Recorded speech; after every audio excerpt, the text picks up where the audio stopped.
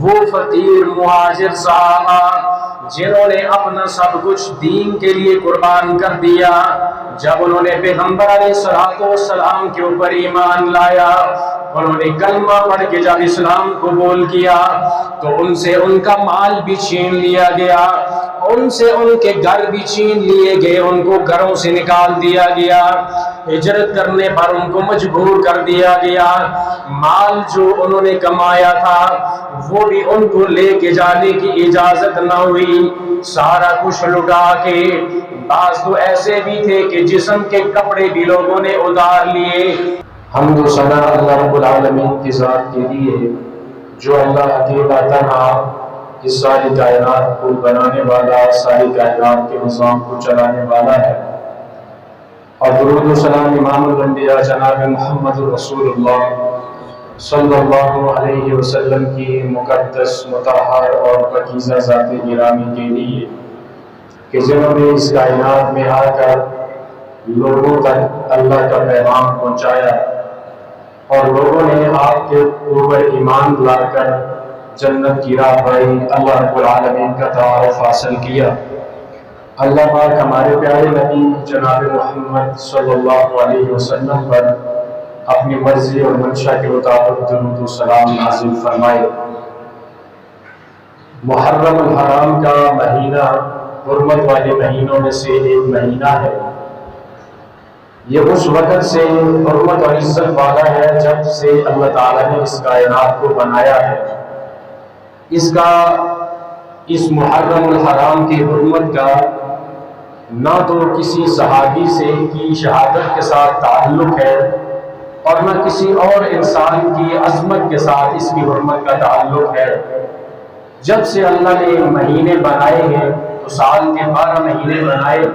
اور ان 12 مہینوں میں سے 4 مہینوں کو اللہ تعالیٰ نے حرمت والا بنایا،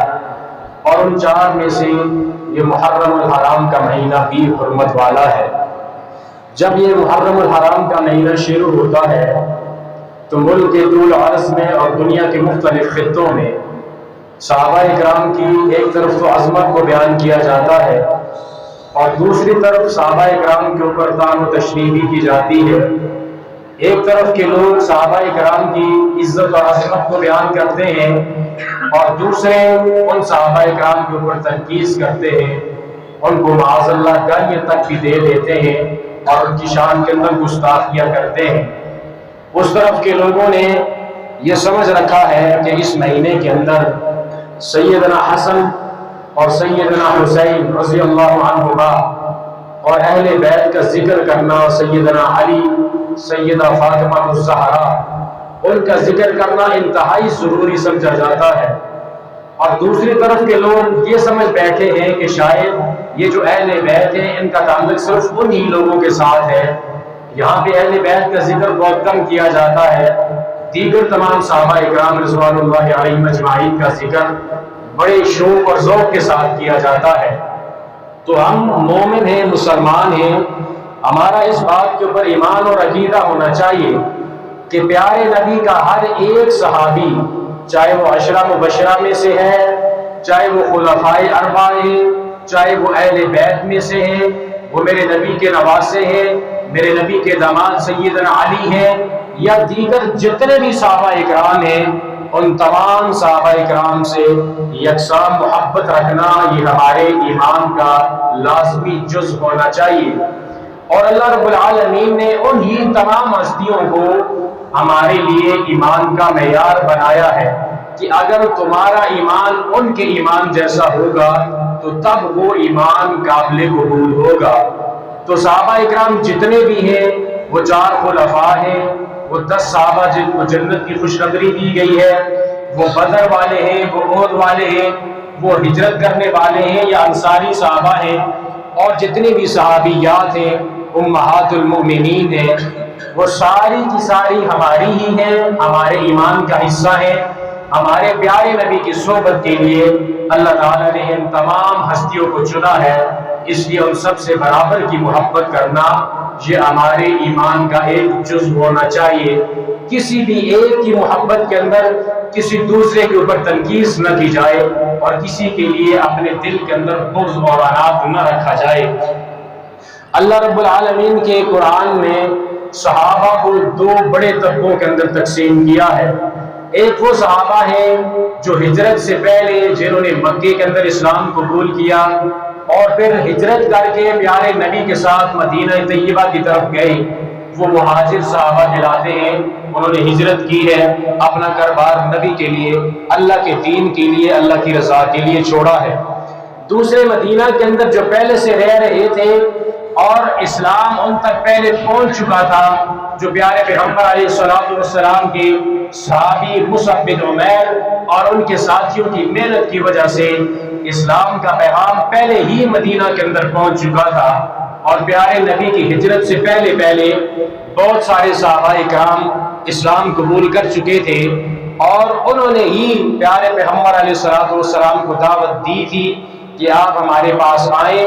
ہم اپنے جگہ بھی آپ کو دیں گے، جو جگہ بنتی ہے، مکان ہے، رہنے کی رہائش کی جگہ بھی ہم آپ کو عطا کریں گے، اور آپ کی جتنی بھی حفاظت ہوگی اس حفاظت کی ذمہ داری بھی ہماری ہے۔ تو یہ وہ صحابہ اکرام ہیں جو مدینہ کے اندر رہنے والے تھے، ان کو انصار کے نام سے جانا جاتا ہے، جنہوں نے ان مہاجرین کی مدد کی۔ مہاجرین کا مطلب ہے مہاجر وہ جو ہجرت کرتا ہے اللہ اور اس کے رسول کی رضا کے لیے، اپنے گھر بار کو چھوڑتا ہے، اور انصاری وہ ہے جنہوں نے ان مہاجر صحابہ کی، اللہ کے نبی کی، اللہ کے دین کی، اللہ اور اس کے رسول کی مدد کی، وہ انصار صحابہ ہیں۔ اللہ رب العالمین نے ان دونوں طبقوں کا ذکر قرآن پاک کے اندر کیا ہے،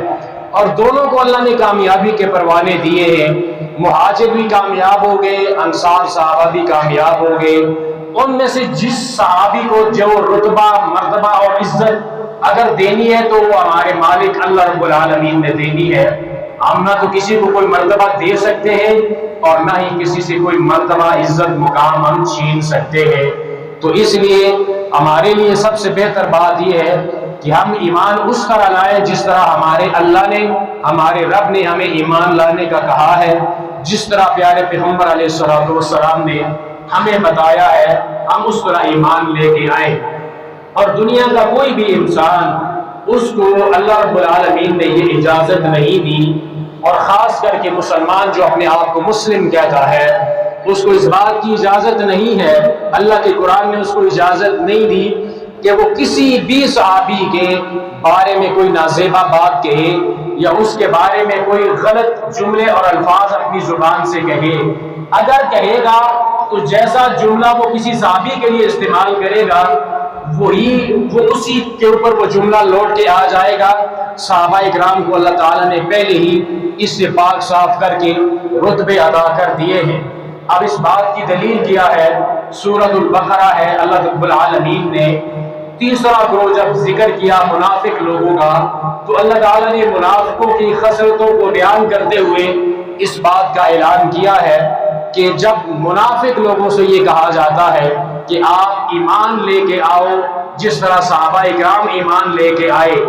تو وہ آگے سے جواب دیتے ہیں کہ کیا ہم ایمان لے کے آئے جس طرح بے وقوف لوگ ایمان لے کے آئے؟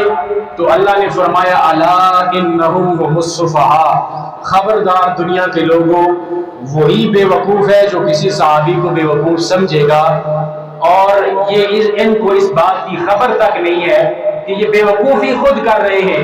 غلط باتیں خود کر رہے ہیں، نقصان ان کو ہونے والا ہے۔ انہوں نے جو اللہ اور اس کے رسول کے لیے کیا ہے وہ انہوں نے بالکل صحیح کیا ہے، عقل کے لحاظ سے بھی اور دین کے اور ایمان کے لحاظ سے بھی ان کی جو محنتیں ہیں، ان کی جو قربانیاں ہیں، اللہ تعالیٰ نے ان کو قبول کر لیا ہے۔ اس لیے کہ پیغمبر کی صحبت کے لیے بھی اللہ نے ان کو چنا، رتبے بھی اللہ نے ان کو دیے، تو ہم ان میں سے کسی بھی ایک صحابی سے کوئی رتبہ چھین نہیں سکتے۔ اللہ ذوالجلال والاکرام نے قرآن پاک کے اندر ان صحابہ اکرام کا ذکر کیا ہے۔ دونوں طبقوں کا ذکر اللہ رب العالمین کا قرآن کرتا ہے۔ مالک کائنات نے ارشاد فرمایا للفقراء المهاجرين الذين اخرجوا من ديارهم واموالهم يبتغون فضلا من الله ورضوانا وينصرون الله ورسوله اولئک هم الصادقون۔ وہ فقیر مہاجر صحابہ جنہوں نے اپنا سب کچھ دین کے لیے قربان کر دیا، جب انہوں نے پیغمبر علیہ السلام کے اوپر ایمان لایا، انہوں نے کلمہ پڑھ کے جب اسلام قبول کیا تو ان سے ان کا مال بھی چھین لیا گیا، ان سے ان کے گھر بھی چھین لیے گئے، ان کو گھروں سے نکال دیا گیا، ہجرت کرنے پر ان کو مجبور کر دیا گیا، مال جو انہوں نے کمایا تھا وہ بھی ان کو لے کے جانے کی اجازت نہ ہوئی، سارا کچھ لٹا کے۔ بعض تو ایسے بھی تھے کہ جسم کے کپڑے بھی لوگوں نے ادھار لیے۔ وہ مصعب بن عمیر جو شہزادوں کی زندگی گزارنے والا جب ہجرت کرنے لگا تو گھر والوں نے سارا کچھ چھین لیا، بیوی بچے بھی چھین لیے، سواری بھی چھین لی، جسم کے کپڑے اتار کے ننگا کر دیا، جسم کے اوپر ایک ٹاٹ لپیٹ کے اللہ رب العالمین کے پاک پیغمبر علیہ السلام کی طرف ہجرت کر کے مدینہ طیبہ پہنچے۔ میرے پیغمبر نے دیکھا کہ شہزادہ جو صبح کو کپڑے پہنتا تھا شام کو ان کو ہاتھ نہ لگاتا، دوسرے پہن لیا کرتا، خوشبو ایسی لگایا کرتا کہ جس گلی سے گزرا کرتا وہ گلیاں مہک جایا کرتی، لیکن آج پھٹا پرانا ٹاٹ اس کے جسم کے اوپر لپٹا ہوا ہے۔ پوچھا عمیر کیا لے کے آئے ہو، کیا بچا کے لائے ہو؟ کہا میرے آقا سب کچھ لٹا کے ایمان بچا کے آیا ہوں۔ اللہ کے نبی نے فرمایا اگر ایمان بچ گیا ہے تو کچھ بھی نہیں لٹا، سب کچھ پا کے آئے ہو، ایمان بچا کے آئے ہو۔ یہ سارا کچھ اپنا دنیا کا مال، اپنا گھر بار، اپنے بیوی بچے سارا کچھ قربان کر کے اللہ رب العالمین کی طرف ہجرت کر کے مدینہ طیبہ پہنچے۔ یبتغون فضلا من اللہ ورضوانا، دل کے اندر یہ نیت ہے کہ ہماری اس ہجرت کی وجہ سے، ہمارے ایمان کی وجہ سے ہمیں اللہ کا فضل مل جائے، اللہ کی رضا مل جائے، ہم سے ہمارا مالک، ہمارا خالق، ہمارا اللہ ہم سے راضی ہو جائے۔ تو رب العالمین نے فرمایا کہ یہ لوگ جو اللہ کے فضل کو تلاش کرنے کے لیے، اللہ کی رضا کے لیے جنہوں نے اپنا سب کچھ قربان کر دیا، اولئک هم الصادقون، یہی لوگ سچے ہیں۔ انہوں نے جو دعویٰ کیا ہے ایمان کا، جو کلمہ پڑھا ہے کہ اللہ کے علاوہ کوئی معبود نہیں، محمد صلی اللہ علیہ وسلم اللہ کے رسول اور پیغمبر ہیں، اس دعوے کے اوپر ان لوگوں نے اپنے آپ کو سچا کر دکھایا کہ اللہ کی ذات کے لیے انہوں نے اپنا سب کچھ تن من دھن قربان کر دیا، اور دنیا کی کوئی بھی چیز ان کے سامنے رکاوٹ نہ بن سکی۔ بیوی بچوں کی محبت کو بھول گئے، اپنے مال کی محبت کو بھول گئے، اپنے وہ گھر وہ محل ماڑیاں جو انہوں نے بنا رکھی تھی ان محلات کو انہوں نے چھوڑ دیا، اور مسجد نبوی کے چبوترے کے اندر ایسی زندگی گزار رہے ہیں کہ کبھی کھانے کے لیے کچھ ملتا ہے تو کبھی کھانے کے لیے کچھ نہیں بھی ملتا، پہننے کے لیے کسی کے جسم کے اوپر صرف ایک ہی کپڑا ہے، وہ ایک ہی کپڑے کو بدن کے اوپر لپیٹ کے نمازیں بھی ادا کر رہا ہے، اسی کپڑے کو اپنے جسم کے اوپر اوڑھ کے سو بھی جاتا ہے، زمین ان کا بچھونا ہے، کھانے پینے کے لیے کوئی چیز موجود نہیں۔ بعض تو ایسے بھی تھے کہ بھوک کی وجہ سے بے ہوش ہو جایا کرتے تھے۔ یہ سب قربانیاں انہوں نے اس لیے دی کہ ہمارا اللہ ہم سے راضی ہو جائے، اللہ کی رضا ان کا مقصد تھا زندگی۔ انہوں نے اس لیے اپنا سب کچھ قربان کیا کہ اللہ ہم سے راضی ہوگا اور اللہ قیامت والے دن ہمیں مقام، مرتبہ، عزت اور مقام دے گا۔ تو اللہ کی رضا حاصل کرنے کے لیے انہوں نے یہ سب کچھ کیا۔ تو اللہ نے فرمایا کہ یہ لوگ سچے ہیں، انہوں نے جو دعویٰ کیا ہے اس دعوے کے اندر ان لوگوں نے اپنے آپ کو سچا کر دکھایا ہے۔ تو ان کی سچائی کی گواہیاں رب العالمین نے قرآن پاک کے اندر دی ہیں۔ یہ پہلا طبقہ ہے مہاجر صحابہ کا، جنہوں نے چھوڑا ہے اپنا وطن، اپنا کاروبار، اپنے بیوی بچے صرف اللہ کی رضا کے لیے اور اللہ رب العالمین کا فضل تلاش کرنے کے لیے۔ اور دوسرا طبقہ جو صحابہ اکرام کا قرآن پاک نے بیان کیا ہے، یا آپ اپنی خالی جگہ آگے پر کریں تاکہ پیچھے باہر سے آنے والے لوگوں کے لیے جگہ بنے۔ اور دوسرا طبقہ جو قرآن پاک نے بیان کیا ہے، وَالَّذِينَ تَبَوَّأُوا الدَّارَ وَالْإِيمَانَ مِنْ قَبْلِهِمْ يُحِبُّونَ مَنْ حَاجَرَ إِلَيْهِمْ وَلَا يَجِدُونَ فِي صُدُورِهِمْ حَاجَةً مِّمَّا أُوتُوا وَيُؤْثِرُونَ عَلَىٰ أَنفُسِهِمْ وَلَوْ كَانَ بِهِمْ خَصَاصَةٌ وَمَن يُوقَ شُحَّ نَفْسِهِ فَأُولَٰئِكَ هُمُ الْمُفْلِحُونَ۔ یہ صحابہ اکرام کا دوسرا طبقہ جنہوں نے پہلے ہی مدینہ کے اندر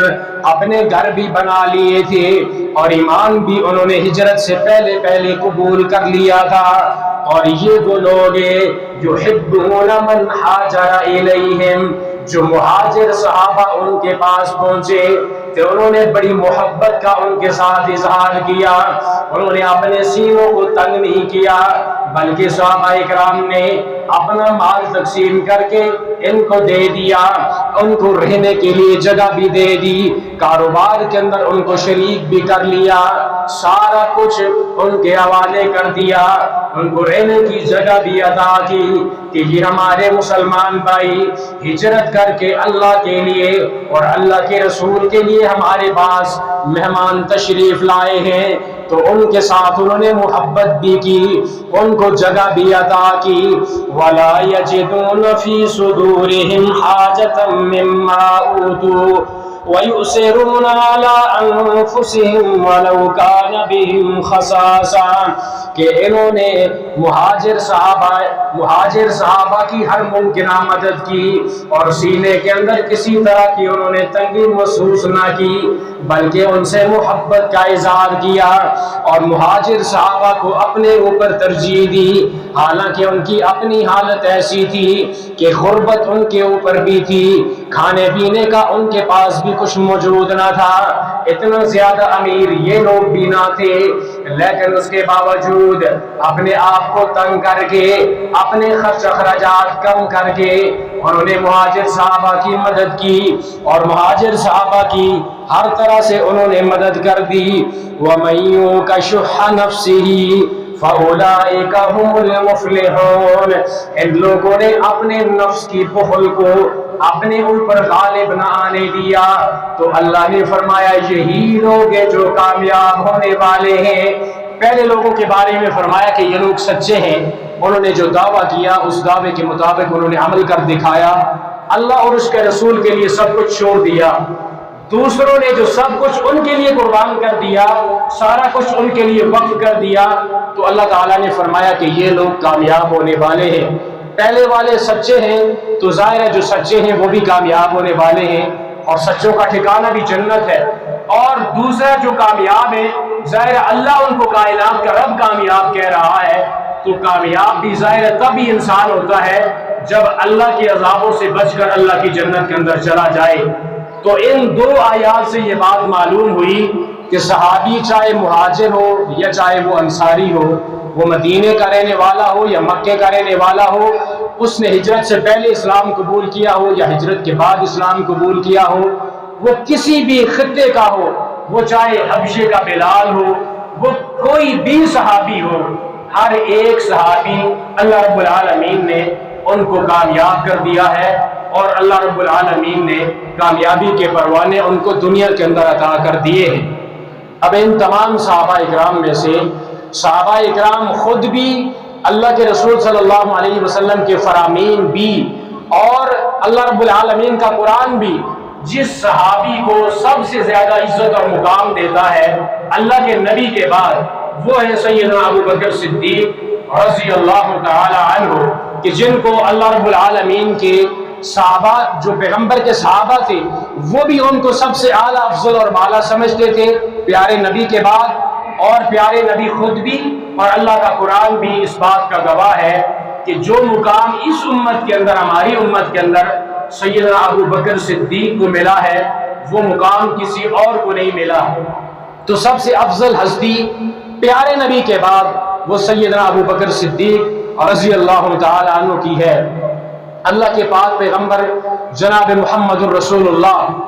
صلی اللہ علیہ وسلم کا زمانہ ہے سیدنا ابو بکر صدیق اور سیدنا عمر بن خطاب رضی اللہ تعالی عنہ، ان دونوں صحابیوں کے درمیان کچھ تلخ کلامی ہوئی اور دونوں کے درمیان کچھ ناراضگی ہو گئی۔ حدیث صحیح البخاری کتاب المناقب کے اندر موجود ہے، پیارے پیغمبر کے صحابہ کی فضائل والی کتاب کے اندر یہ حدیث موجود ہے۔ جب دونوں صحابیوں کے درمیان کچھ تلخ کلامی ہوئی تو سیدنا ابو بکر صدیق نے عمر فاروق سے معافی مانگ لی، معذرت کر لی کہ آپ میری غلطی کو معاف کر دیجئے، لیکن سیدنا عمر اس وقت غصے کے حالت میں تھے تو انہوں نے بات نہ مانی، آپ سے راضی نہ ہوئے۔ تو سیدنا ابو بکر صدیق شکایت لے کر اللہ کے نبی جناب محمد رسول اللہ صلی اللہ علیہ وسلم کے پاس پہنچے کہ میں نے عمر بن خطاب سے یہ معافی مانگی، معذرت کی، لیکن انہوں نے مجھے معاف نہ کیا۔ تو پیارے نبی علیہ الصلوۃ والسلام نے فرمایا اے ابو بکر تجھے اللہ رب العالمین معاف فرمائے۔ یہ بات آپ نے 3 مرتبہ فرمائی۔ تو اسی اثناء کے اندر سیدنا عمر بن خطاب رضی اللہ تعالی عنہ کو یہ بات ان کے دل کے اندر خیال آیا کہ میں نے اس عظیم ہستی کو ناراض کر دیا ہے۔ انہوں نے حالانکہ مجھ سے معافی بھی مانگی ہے، غلطی تو میری بھی تھی، لیکن معافی انہوں نے بھی مانگ لی، میں نے ان کو معاف نہ کیا۔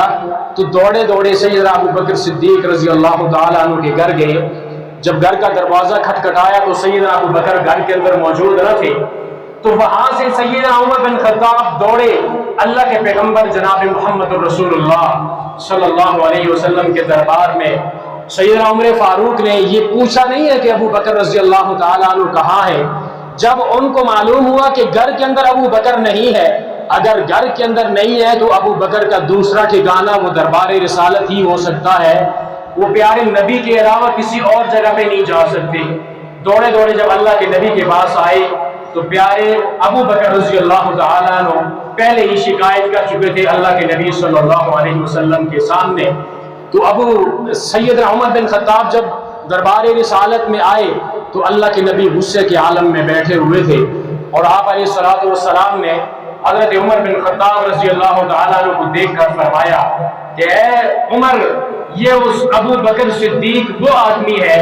جب ساری کائنات مجھے جھٹلا رہی تھی، سب سے پہلے جب میں محمد صلی اللہ علیہ وسلم نے کوئی صفا پہ چڑھ کر لوگوں سے کہا کہ لوگوں قولوا لا الہ الا اللہ تفلحوا، تم لا الہ الا اللہ کے کہنے والے بن جاؤ، تم سارے کے سارے کامیاب ہو جاؤ گے، اس وقت کے موجودہ تمام لوگوں نے مجھے یہ کہا کہ اے محمد صلی اللہ علیہ وسلم